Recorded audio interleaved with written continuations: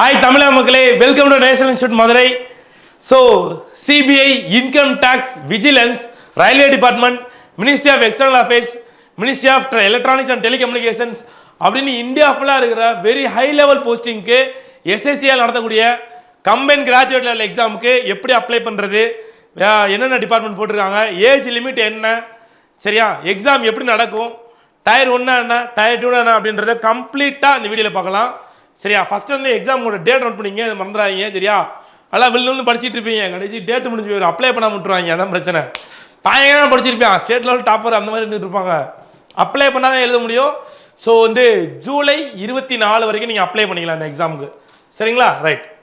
So பாருங்க என்னென்ன department போட்டுருக்காங்க பாருங்க. சென்ட்ரல் செக்ரட்டரியேட் சர்வீஸ், சரிங்களா, intelligence bureau, ministry of railways, ministry of external affairs, air force headquarters, சரிங்களா, AF HQ, ministry of external and information technology, other ministries, அப்புறம் CBDT, income tax,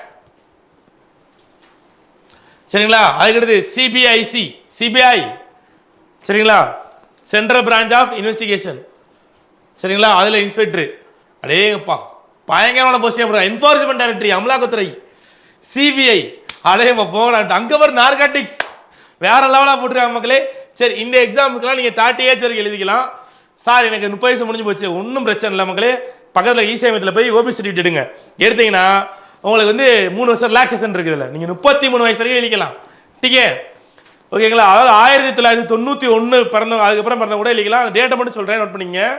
சரியா, அந்த டேட்டை மட்டும் கவனமாக நோட் பண்ணிங்க. அந்த டேட்டுக்கு அப்புறம் பிறந்த எல்லாருமே நீங்கள் தாராளமாக நீங்கள் எழுதலாம். இந்த இருக்கு பாருங்க, நம்ம போட்டிருப்பாங்க 30 வயசு இருந்துச்சுன்னா இந்த டேட்டா பத்துக்குள்ள எழுத முடியும் சொல்லி. ஆனால் ஓபி சர்டிஃபிகேட் இருந்துச்சுன்னா நீங்கள் 2/8/1991 அப்புறம் பிறந்தவங்க எல்லாருமே கூட எழுதிக்கலாம். அதாவது 33 வயசு வரைக்கும் எழுதிக்கலாம். இதே நீங்கள் SC/ST மாணவர்களாக இருந்தீங்கன்னா 5 இயர் ரிலாக்ஸேஷன் 1989 அடுத்து பிறந்தவங்களும் எழுதிக்கலாம். 2/8/1989. புரிஞ்சா மக்களே? சரியா, ஸோ மறந்துடாங்க, ஒன்றும் பிரச்சனை இல்லை. இதே 32 வயசு என்னென்ன போஸ்ட்டுக்கெலாம் போட்டுருக்காங்களோ அது ஃபுல்லாக இதுலேருந்து இன்னொரு 3 வருஷத்தை கழிங்க. 1989 ஓபிசிக்கு, அது 5 வருஷத்தை கழிங்க. சரியா, 1987 SC/ST மாணவர்களுக்கு. ஸோ கவர்மெண்ட் ஜியோப்படி ஓபிசிக்கு 3 வருஷம் ரிலாக்ஸேஷன், SC/STக்கு 5 வருஷம் ரிலாக்ஸேஷன். புரியுதா மக்களே? அவ்வளோதான் மக்களே. சரியா, ஸோ அதே மாதிரி விடோவுக்கு 40 இயர்ஸ் வரைக்கும் ரிலாக்ஸேஷன் இருக்கு. சரிங்களா, அதுக்கப்புறம் judicially separated and who are not remarried, அது சட்டப்பூர்வமாக நீங்கள் கணவன் விவாகரத்தை வாங்கியிருந்து ரீமேரேஜ் பண்ணாமல் இருந்தீங்கன்னா நீங்கள் 40 ஏஜ் வரைக்கும் இழிக்கலாம். அதாவது SC/STக்கு, மற்றவங்க வந்து 35 வரைக்கும் இழிக்கலாம். அவ்வளோதான் மக்களே. செமையா இருக்குல்ல? சரி பாருங்க மக்களே, இந்த எக்ஸாமுக்கு கல்வி தகுதி என்ன படிச்சிருந்தா இந்த எக்ஸாம் எழுதலாம். ஃபர்ஸ்ட் வந்து பார்த்தீங்கன்னா ஜூனியர் ஸ்டாட்டிஸ்டிக்கல் ஆஃபீஸர், ஸ்டாட்டிஸ்டிக்கல், சரிங்களா, இளநிலை புள்ளியியல் அதிகாரி, அதாவது ஸ்டாட்டிஸ்டிக்கல் அது புள்ளியியல். அவங்களுக்கு வந்து பேச்சுலர் டிகிரி ஏதாச்சும் ஒரு யூனிவர்சிட்டியில் முடிச்சிருக்கணும். 12th நீங்கள் மேக்ஸில் 60% மார்க் எடுத்துருக்கணும். அல்லது ஏதாவது ஒரு டிகிரி சப்ஜெக்ட் ஸ்டாட்டிக்ஸ் இருக்க மாதிரி, நீங்கள் இப்போ பிஎஸ்சி மேக்ஸ் எடுத்துருக்கீங்கன்னா அதில் ஸ்டாட்டிக்ஸ் ஒரு சப்ஜெக்டாக இருக்கணும். டீக்கே, அவ்வளோதான். Statistical investigator grade 2, bachelor degree in any subject with statistics as one of the subject. ஏதாவது ஒரு டிகிரி நீங்கள் படிச்சிருக்கலாம், அதில் ஸ்டாட்டிஸ்டிக்ஸ் ஒரு ஒன் ஆஃப் த சப்ஜெக்ட் வரணும். அவ்வளோதான். சரி சார், இதில் ஹியூமன் ரைட்ஸ் கமிஷன் வேகன்சி போட்டுருக்காங்களே, அதுக்கு என்ன சார்? ஒன்றும் இல்லை, அதுக்கு வந்து ஒரு டிகிரி முடிச்சிருக்கணும், ஏதாவது ஒரு பேச்சுலர் டிகிரி. யாருக்கு முன்னுரிமை? டிசரபிள் குவாலிஃபிகேஷனா ஒரு வருஷம் எக்ஸ்பீரியன்ஸ் அவங்கள்ட்ட இருக்கு அப்படின்னா உங்களுக்கு முன்னுரிமை இருக்கு. இல்லை நீங்கள் டிகிரி லா முடிச்சிருக்கீங்கன்னா உங்களுக்கு முன்னுரிமை இருக்கு, சட்டம். மற்ற எல்லா போஸ்ட்டுக்குமே ஏதாச்சும் ஒரு டிகிரி, ஏதாவது ஒன்று, பிஎஸ்சி மேக்ஸ், பிஇ மெக்கானிக்கலு, சரியா, EEE, ECE, BA Tamil, BA English, ஏதாவது ஒன்று, அவ்வளோதான். அப்படியே பிக்சருக்குலாம் வாருங்க மக்களே, வாருங்க, லட்டு மாதிரி போஸ்டிங்கு, பயங்கர பவர்ஃபுல். நார்காட்டிக்ஸ் டிபார்ட்மெண்ட்லாம் உள்ள ஒன்று வந்துட்டாங்க, ரயில்வே உள்ள ஒன்று வந்துட்டாங்க. சரியா, சரி, இந்த எக்ஸாம் அப்ளை பண்ணுறதுக்கு இந்த வெப்சைட் நோட் பண்ணிச்சிங்க, ssc.gov. இந்த எக்ஸாம் அப்ளை பண்ணுறதுல உங்களுக்கு எந்த டவுட்ஸ் இருந்தாலும் நீங்கள் நம்ம மதுரை நேஷனல் இன்ஸ்டியூட்டை கான்டெக்ட் பண்ணி நீங்கள் மதுரை சார்ட்ட பேசுனீங்கன்னா ஃபோன் என்கிட்ட கொடுத்துருவாங்க, எங்களுக்கு லைன் கொடுப்பாங்க, நான் உங்களுக்கு ஃபுல் டவுட்ஸ் கிளியர் பண்ணுவோம். இப்போ 4 நாள் மற்ற ஃபேக்கல்ட்டிஸ் இருக்காங்க. சரியா, தப்பாக மட்டும் தயவு செஞ்சு அப்ளை பண்ணிடாதீங்க, உங்கள் லைஃப் போய்டும், விளாட்டு காரியம் இல்லை அது. ஏன்னா அப்ளை பண்ணாதீங்க, ஒவ்வொரு ஸ்டெப் பை ஸ்டெப்பாக கவனமாக அப்ளை பண்ணுங்கள்.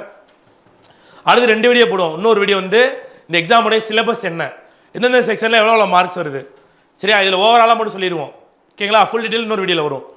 அதுக்கடுத்து ரெண்டாவது இன்னொரு வீடியோ வந்து பார்த்தீங்கன்னா இந்த எக்ஸாமுக்கு எப்படி அப்ளை பண்ணுறது, ஸ்டெப் பை ஸ்டெப்பாக எப்படி அப்ளை பண்ணுறது, என்னென்ன டாக்குமெண்ட்ஸ் அவங்க கையில் ரெடியாக இருக்கணும் அப்படின்றதுக்கு ஒரு வீடியோ.